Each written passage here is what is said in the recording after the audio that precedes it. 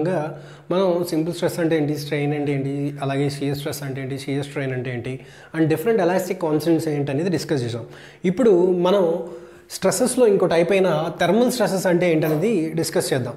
Okay, so what is this thermal stress? అసలు thermal stress అంటే ఏంటి?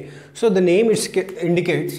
సో థర్మల్ అని ఎక్కడన్నా మీకు థెర్మో అని కనిపిస్తే దానికి అర్థం టెంపరేచర్ ఆర్ హీట్, అంటే రైజ్ ఆఫ్ టెంపరేచర్ అవ్వచ్చు, లేదంటే ఫాల్ ఆఫ్ టెంపరేచర్ అవ్వచ్చు. అక్కడ టెంపరేచర్ ఇన్వాల్వ్ అయ్యింది అని అర్థం. ఓకే, సో థర్మల్ ఇంజనీరింగ్ అంటారు. సో థర్మల్ ఇంజనీరింగ్ అంటే హీట్ గురించి చదివే ఇంజనీరింగ్ని థర్మల్ ఇంజనీరింగ్ అంటారు. సో అలా ఇక్కడ ఈ థెర్మో అనే పదం కనపడితే దాని అర్థం అక్కడ మనకి టెంపరేచర్ అనేది ఇన్వాల్వ్ అయినట్టు అనమాట. సో ఈ thermal stresses or temperature stresses అని కూడా మనం మాట్లాడుకోవచ్చు. సో ఎప్పుడైతే ఒక మెటీరియల్ అనేది, అంటే అసలు ఈ ఎక్కడికి మనకు ఉపయోగపడతాయి సార్ అంటే, ఎప్పుడైనా ఒక మెటీరియల్, ఇప్పుడు నేను మైల్ స్టీల్ తీసుకున్నాను, ఇప్పుడు దీన్ని హీట్ చేశాను. హీట్ చేస్తే ఏమవుతుంది? ఇప్పుడు ఫర్ సపోజ్ నేను ఒక ప్లాస్టిక్ కవర్ తీసుకున్నాను. సో ప్లాస్టిక్ కవర్ ఇలా ఉండేదని తీసుకున్నాను, ఇలా రెండు చేతులు ఉన్నాయి అనుకుందాం. సో ఈ కవర్ని నేను హీట్ చేశాను. సో కింద మంట పెట్టి హీట్ చేశాను. సో ఎప్పుడైతే హీట్ చేశానంటే ఏంటి, టెంపరేచర్ రైజ్ చేశాను, అవునా కదా? సో టెంపరేచర్ని 100 డిగ్రీ సెల్సియస్ దాకా తీసుకెళ్ళాను. అప్పుడు ఏమవుద్ది అంటే, టెంపరేచర్ ఎప్పుడైతే 100 డిగ్రీ సెల్సియస్ దాకా వెళ్ళిందో, సో ఆటోమేటిక్గా ప్లాస్టిక్ అనేది డిఫామ్ అయిపోద్ది. సో ఈ డిఫామ్ అయిపోయి లిక్విడ్లా మారిపోద్ది. సో ఇలా ఎప్పుడైతే టెంపరేచర్ని పెంచడం తగ్గించడం వల్ల బాడీలో చేంజెస్ వస్తున్నాయి, ఇక్కడ మనం అబ్జర్వ్ చేయాల్సింది, సో ఏదైతే మనం బాడీ తీసుకున్నామో దాంట్లో చేంజెస్ వస్తున్నాయి. సో ఈ చేంజెస్ని రావడం అనేది టెంపరేచర్ రైజ్ అవ్వడం వల్ల, అలాగే డౌన్ అవ్వడం వల్ల డిఫరెంట్ మెటీరియల్స్లో డిఫరెంట్లా ఉంటుంది. సో దీనికి మనం ఒక థర్మల్ కోఎఫిషియంట్ ఆఫ్ ఎక్స్పాన్షన్ అని చెప్పి ఒక వాల్యూని తీసుకున్నాం, దాన్ని ఆల్ఫా అన్నాం. సో ఇలా మైల్డ్ స్టీల్ హీట్ చేసినప్పుడు కూడా దెర్ ఈజ్ అ చేంజ్ అవుద్ది. అంటే స్టీల్ అంటే మెటల్స్ అనేవి ఎలాంగేట్ అవుతాయి. అలాగే కొన్ని మెటల్స్ ఏవైతే టెంపరేచర్ని మనం డౌన్ చేస్తామో అప్పుడు అవి కాంట్రాక్ట్ అవుతాయి. సో ఇలా ఒక్కొక్క, అంటే టెంపరేచర్ రైజ్కి ఒకలాగా, టెంపరేచర్ డౌన్ చేసినప్పుడు ఒకలాగా, డిఫరెంట్ మెటీరియల్స్ డిఫరెంట్గా బిహేవ్ చేయడం అనేది మనం ఈ టెంపరేచర్ పెరగడం తగ్గడంలో చూడొచ్చు అనమాట. సో ఈ టెంపరేచర్ అనేది ఇంత కీ రోల్ ప్లే చేస్తుంది. సో దాని గురించి మనం థర్మల్ స్ట్రెస్సెస్ అనేవి చదువుకోవాలి. ఎందుకంటే మన ఆల్ ఓవర్ ది ఇంజనీరింగ్ మనం డిఫరెంట్ మెటీరియల్స్ని వాడుతూ ఉంటాం. మన డిఫరెంట్ పర్పస్, అంటే మనకున్న స్ట్రెంగ్త్ క్రైటీరియా, మనకున్న స్టెబిలిటీ క్రైటీరియా వరకు మనం డిఫరెంట్ మెటీరియల్స్ వాడుతూ ఉంటాం.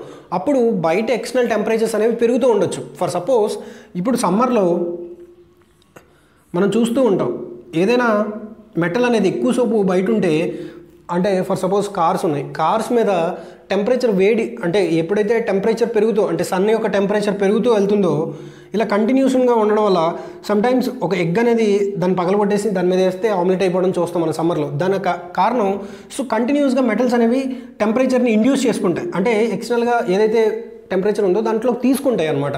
సో ఆ అబ్జర్బింగ్ కెపాసిటీ అనేది మెటల్స్కి ఉంటుంది. సో అందువల్ల దీని క్యారెక్టరిస్టిక్స్ అనేవి కూడా చేంజ్ అవుతూ ఉంటాయి.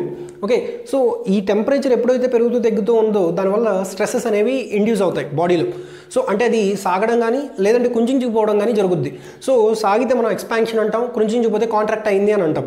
సో ఇక్కడ ఏ మెటీరియల్ టెంపరేచర్ పెరిగినప్పుడు ఎలా బిహేవ్ చేస్తుంది, టెంపరేచర్ తగ్గినప్పుడు ఎలా బిహేవ్ చేస్తుంది అనేది తెలుసుకోవడం ఇంపార్టెంట్ అనమాట. సో ఈ థర్మల్ ఎక్స్పాన్షన్ కోఎఫిషియంట్ అనేది ఏం చెప్తుంది అంటే,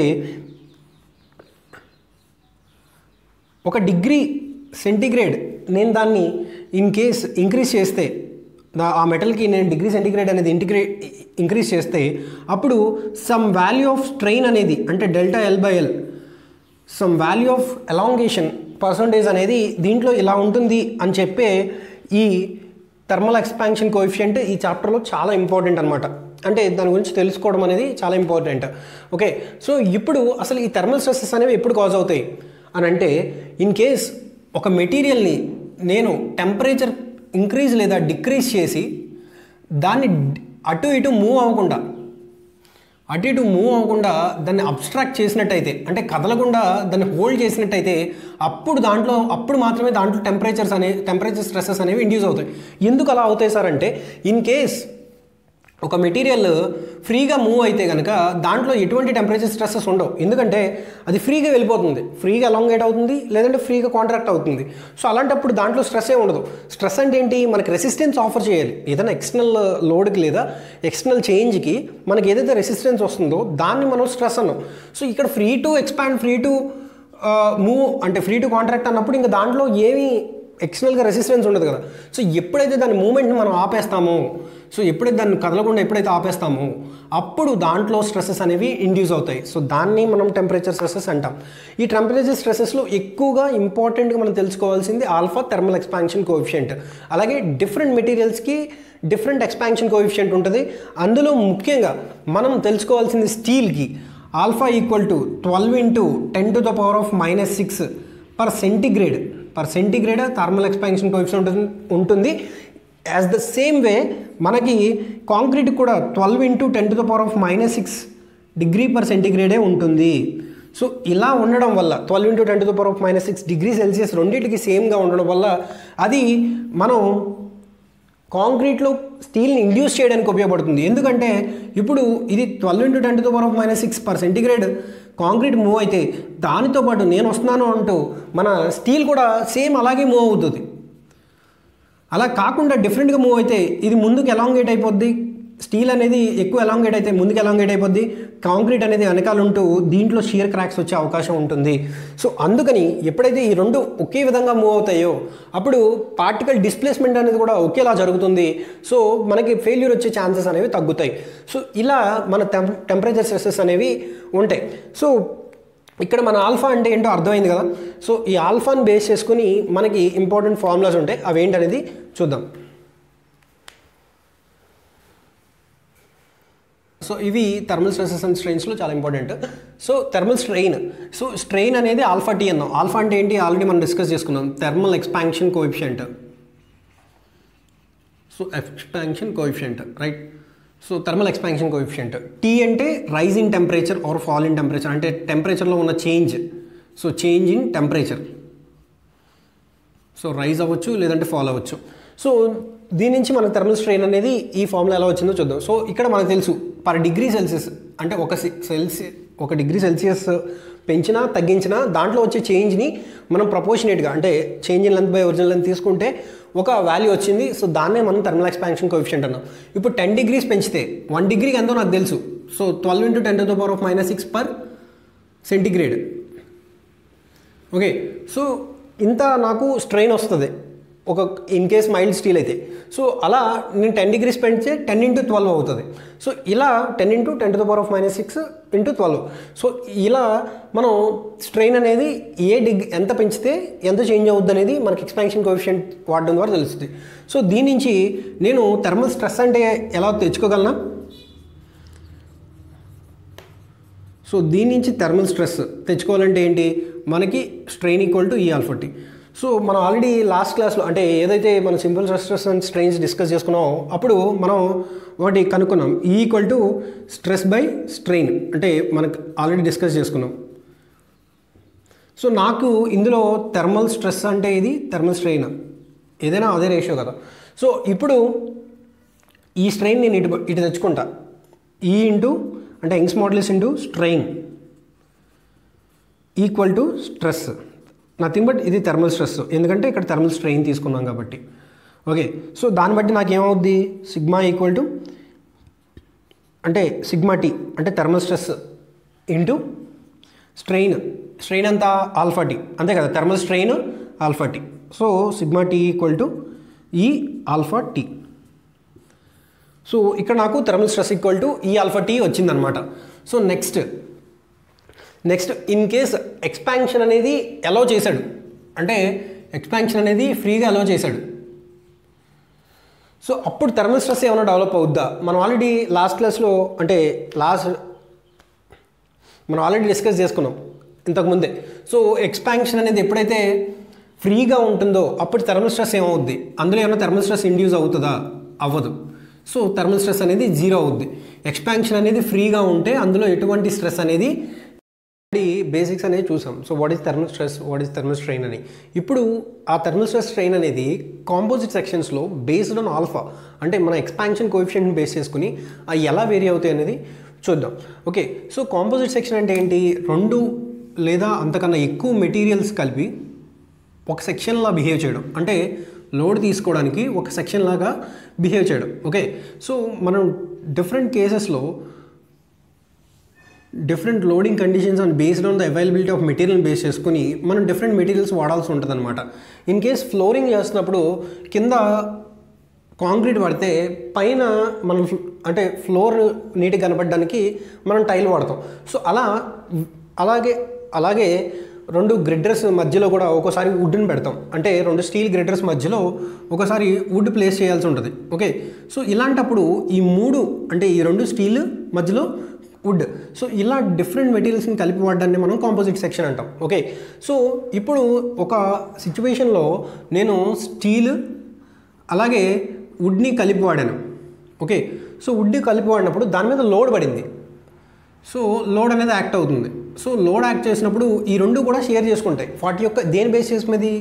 అది దాని యొక్క ఈ బేస్ చేసుకుని, అంటే ఈ ఆఫ్ ద వుడ్ అలాగే స్టీల్ని బేస్ చేసుకుని ఆ రెండు కూడా తన యొక్క లోడ్ని షేర్ చేసుకుంటాయి. Okay, based on Young's modulus, అవి ఎంత స్ట్రెస్ తీసుకోగలవు, స్ట్రెయిన్ తీసుకోగలవు అనేది. సో ఎందుకు అలా తీసుకుంటాయి? ఎందుకంటే so as to maintain equilibrium. So అంటే మన రియల్ వరల్డ్లో ఎప్పుడు కూడా ఏ మెటీరియల్ అయినా ఈక్విలిబ్రియం మెయింటైన్ చేయడానికి ట్రై చేస్తుంది. ఏ స్ట్రక్చర్ అయినా మనం బేస్ చేసుకుని దేని బేస్ చేసుకుని చేస్తాం? ఈక్విలిబ్రియం బేస్ చేసుకుని చేస్తాం. ఫర్ సపోజ్ ప్రపంచంలో ఏ మెటీరియల్ అయినా తన యొక్క ఉండే పొజిషన్లోనే ఉండడానికి ట్రై చేస్తుంది. అదే లా ఆఫ్ ఇనర్షియా, కదలడానికి ఇష్టపడదు. ఫర్ సపోజ్ దానికి మనం మధ్యలో వేలు మీద ఏదైనా సెంట్రాయిడ్ని బేస్ చేసుకుని, అంటే ఒక స్కేల్ కానీ ఏదైనా ఫర్ సపోజ్ ఈ మార్క్ని కానీ ఇలా బ్యాలెన్స్ చేస్తున్నాం. ఇప్పుడు ఇటు సైడ్ ఇలా నొక్కగానే, అంటే ఎప్పుడైతే ఇటు సైడ్ లోడ్ ఇచ్చామో దానికి ఆపోజిట్గా ఇటు నుంచి కూడా రెసిస్టెన్స్ అనేది డెవలప్ అవుద్ది. ఓకే, సో ఆపోజిట్ కపుల్ అనేది డెవలప్ అవుద్ది. సో ఇటు ఒక కపుల్ అంటే ఇటు ఒక లోడ్ యాక్ట్ అవుతే ఆపోజిట్గా ఇంకొక కపుల్ అనేది అటు సైడ్ నుంచి యాక్ట్ అవుద్ది. సో దీన్ని మనం ఈక్విలిబ్రియం మెయింటైన్ చేయడానికి డెవలప్ అయ్యే కంపాటబుల్ ఫోర్సెస్ అంటాం, అంటే మన ఈక్విలిబ్రియం మెయింటైన్ చేయడానికి డెవలప్ అయ్యే ఫోర్సెస్ అనమాట. సో బేస్డ్ ఆన్ దిస్ ఇప్పుడు మనం ఏం చెప్పొచ్చు? ఈ రెండు కూడా ఈక్విలిబ్రియం మెయింటైన్ చేయడానికి ట్రై చేస్తాయి, ఎందుకంటే ఒక సెక్షన్లా యాక్ట్ చేస్తున్నాయి కాబట్టి.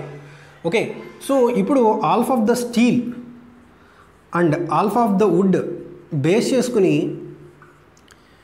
ఇవి రెండు ఎలా బిహేవ్ చేస్తాయి, అంటే కంప్రెషన్లో ఉంటాయా టెన్షన్లో ఉంటాయా? మనల్ని అడిగే క్వశ్చన్ అదే. సో మోస్ట్లీ ఎక్కువగా రిపీటెడ్గా అడుగుతున్న క్వశ్చన్ అనమాట. సో స్టీల్ ఎలా వేరీ అవుద్ది నేను టెంపరేచర్ రైజ్ చేస్తే, వుడ్ ఎలా వేరీ అవుద్ది అంటే డిఫరెంట్ ఆల్ఫా ఉంటాయి. ఇప్పుడు స్టీల్ ఆల్ఫా అనేది ఎక్కువ ఉంటుంది when compared to would.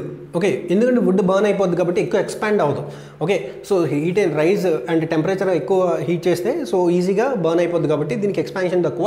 స్టీల్కి alpha thermal expansion అనేది ఎక్కువ. ఓకే, జనరల్ కామన్ సెన్స్తో ఆలోచించిన మనకి. ఓకే, సో ఎప్పుడైతే మనం ఈ రెండింటిని ఇలా కాంపోజిట్ సెక్షన్గా ఉంచి దీన్ని హీట్ చేసామో, అంటే రైజ్ ఇన్ టెంపరేచర్ చేసామో, మనకి నార్మల్గా స్టీల్ ఎక్స్పాండ్ అవుతుంది, కానీ ఈక్విలిబ్రియం మెయింటైన్ చేయడానికి ఇక్కడ కంప్రెస్ అవుతుంది. అలాగే వుడ్ అనేది ఏమవుద్ది? బేసిక్గా కంప్రెస్ అవుద్ది. కానీ ఇక్కడ అంటే ఈ కేసులో ఆపోజిట్గా ఏమవుద్ది అంటే టెన్సైల్ అవుద్ది. So as to maintain this equilibrium. Okay, equilibrium maintain చేయడానికి అవి ఆపోజిట్గా ట్రై చేస్తాయి, అంటే ఉండాల్సిన దానికన్నా ఆపోజిట్ నేచర్ అనేది ఎగ్జైట్ చేస్తాయి అన్నమాట. సో అలా ఎప్పుడైనా ఆల్ఫా అనేది హై ఆల్ఫా ఉంటే, ఆల్ఫా హై అలాగే ఆల్ఫా లో, ఇన్ కేస్ ఇక్కడైతే స్టీల్ మన ఎగ్జాంపుల్ తీసుకోవాల్సింది, ఇది వుడ్ జనరల్గా మనకు అర్థం కావడానికి. సో రైజ్ ఇన్ టెంపరేచర్ని ఇంక్రీజ్ చేస్తే హైగా ఉన్న చోటన మనకి ఏమవుద్ది? కంప్రెస్ అవుతుంది. అదే లో ఉన్న చోటన టెన్షన్ డెవలప్ అవుద్ది. సో దీనికి ఆపోజిట్గా వెన్ టెంపరేచర్ లో చేస్తే ఇదేమవుద్ది? ఆపోజిట్గా టెన్షన్ అవుద్ది. సో దీంట్లో కూలింగ్ అంటే ఇన్ కేస్ బాగా టెంపరేచర్ని తగ్గించాం, అప్పుడు ఏమవుద్ది? స్టీల్ మామూలుగా అంటే స్టీల్ మామూలుగా కంప్రెస్ అవ్వాలి, అంటే కాంట్రాక్ట్ అవ్వాలి. దానికి ఆపోజిట్గా ఏమవుతుంది, టెన్సైల్ అవుతుంది. అలాగే ఆల్ఫా లో ఉన్నప్పుడు అదేమవ్వాలి, కంప్రెస్ అవ్వాలి, కంప్రెస్ అవ్వాలి, కానీ అక్కడే అదే టెన్షన్ అవ్వాలి, కానీ ఏమవుద్ది, కంప్రెస్ అవుద్ది. ఓకే, ఇలా ఆపోజిట్గా బిహేవ్ చేయడం అనేది జరుగుద్ది. ఎందుకు, so as to maintain the equilibrium కోసం. ఓకే, సో నెక్స్ట్ ఈ ఆల్ఫా వాల్యూస్ ఎలా గుర్తుపెట్టుకోవాలి. ఆల్ఫా వాల్యూస్ అనేవి చాలా ఉంటాయి. సో ఇందులో మనకు ఆర్డర్ గుర్తుంటాయి. అంటే వాడు అడుగుతాడు అల్యూమినియం కాపర్ ఈ రెండింటిని కలిపేసాను, లేదంటే బ్రాస్ అల్యూమినియంని, లేదంటే స్టీల్ని అల్యూమినియం. సో మనం వీటిని ఎలా గుర్తుపెట్టుకోవాలంటే మన ఏబిసిడీలు గుర్తుంటాయి కదా. సో ఏబిసిఎస్ ఇలా రాసుకోండి. సో ఫస్ట్ ఏకి 21, బి దీంట్లోంచి 2 తగ్గించండి, బి 19, దీంట్లో 2 తగ్గించండి 17, స్టీల్ 12. సో ఇంటూ 10⁻⁻6 వేయండి. సో ఇవి ఆల్ఫా వాల్యూస్. వెయిట్ కంటే నేను చెప్తాను చూడండి. సో ఇక్కడ నుంచి 2 తగ్గించాం కదా. సో ఇక్కడ 2 రాయండి. ఆ 1 2 ఇంటూ 10⁻⁻6. సో ఏ అల్యూమినియం, ఇది బ్రాస్. ఓకే, ఇది అల్యూమినియంకి, ఇది బ్రాస్కి, ఇది కాపర్కి, ఇది స్టీల్కి. సో ఇలా ఆల్ఫా ఎక్కువ దేనికి ఉంది, తక్కువ దేనికి ఉంది అన్న దాన్ని బట్టి మనం అది ఆ మెటీరియల్ ఎలా కంప్రెస్ అవుద్ది ఏంటనేది మనం తెలుసుకోవచ్చు అనమాట. సో ఈ ఫార్మెట్లో గుర్తుపెట్టుకుంటే బాగా గుర్తుంటుంది. ఓకే, దీంట్లోనే ఇంకో ఇంపార్టెంట్ టాపిక్ ఉంది. అది వుడ్, అంటే వుడెన్ వీల్, అలాగే స్టీల్. సో ఇప్పుడు మనం బుల్లెట్ కార్డ్స్ చూస్తాం కదా, వాటిలో మనం వుడెన్ వీల్కి అలాగే స్టీల్ వీల్కి అదే వుడెన్ దాని చుట్టూ స్టీల్ వీల్ వేస్తాం. ఎందుకంటే వుడ్ అనేది ఇరిగిపోకుండా ఉండడానికి బుల్లెట్ కార్డ్స్కి. సో ఎక్కువగా కార్పెంటర్లు చేస్తూ ఉంటారు. సో ఇప్పుడు ఇందులో డి, ఇది ఏదైతే క్యాపిటల్ స్మాల్ డి ఏమో స్టీల్ రింగ్ అవుతుంది. ఓకే, సో ఇప్పుడు దీంట్లో హూప్ స్ట్రెయిన్ ఎంత అని కూడా అడుగుతాడు. సో హూప్ స్ట్రెయిన్ వచ్చి దీంట్లో AH into D minus D by D, small D. So ఎందుకు ఇలా అవుతుంది అంటే ఎప్పుడైతే ఈ రెండింటిని కాంపోజిట్గా కలిపి మనం ఒక కాంపోజిట్ సెక్షన్ చేస్తామో, అంటే వుడెన్ వీల్ ఏదైతే ఎడ్ల బండి చక్రం ఉంటుందో దానికి చుట్టూ కట్లా కడతారు. సో కట్ట అనేది మన స్టీల్ మెటీరియల్తో తయారు చేస్తారు, చుట్టూ ఉండేది వీల్ అనేది వుడ్తో ఉంటుంది. ఓకే, సో దీనికి మనకి ఇందులో ఏమవుద్ది, అంటే మనం సిలిండర్స్ చదువుకున్నప్పుడు చదువుతాం, హూప్ స్ట్రెస్ అంటే PD/2T. ఓకే, సో ఇందులో నాకు కావాల్సింది ఇది స్ట్రెస్ కదా. సో ఇందులో నాకు కావాల్సింది స్ట్రెయిన్, అంటే హూప్ స్ట్రెయిన్ ఎంత ఉంటుందని కావాలి. స్ట్రెస్కి మనకు తెలుసు మ్యూ ఇంటూ సిగ్మా బై ఈ చేస్తే నాకు స్ట్రెయిన్ వస్తుంది. ఓకే, సో ఇక్కడ మ్యూ కామన్గా ఉంటుంది, ఈ కామన్గా ఉంటుంది, ఇక్కడ కొట్టుకుపోద్ది. సో PD అక్కడ క్యాపిటల్ డి ఫస్ట్ దాని యొక్కదేమో PD minus D by 2T అవుద్ది, కిందది PD/2T అవుతుంది. సో ఈ రెండు కొట్టుకుపోగా D minus D by D ఇది మిగులుతుంది. ఓకే, ఇది హూప్ స్ట్రెయిన్ మనకు మిగులుద్ది. సో ఇప్పుడు దీంట్లో వుడ్ ఎలా వేరీ అవుద్ది, అలాగే స్టీల్ అలా, ఇది స్టీల్, ఇది వుడ్. ఇందులో కూడా క్వశ్చన్స్ అడుగుతాడు. సింపుల్గా మనకి ఇదే కాన్సెప్ట్ ఇక్కడ. ఓకే, స్టీల్ ఎప్పుడైతే రైజ్ ఇన్ టెంపరేచర్ అయ్యిందో ఆటోమేటిక్గా అక్కడ ఏమవుద్ది, కంప్రెస్ అవుద్ది, అంటే మెయింటైన్ ద ఈక్విలిబ్రియం. సో అలాగే ఇక్కడ లో అయితే, అంటే ఏదైతే లో ఉందో వుడెన్ వీల్ ఏమవుద్ది, టెన్సైల్ నేచర్ అనేది ఎగ్జర్ట్ చేస్తుంది to maintain that equilibrium. So ఇలా మనకి థర్మల్ స్ట్రెస్ అండ్ స్ట్రెయిన్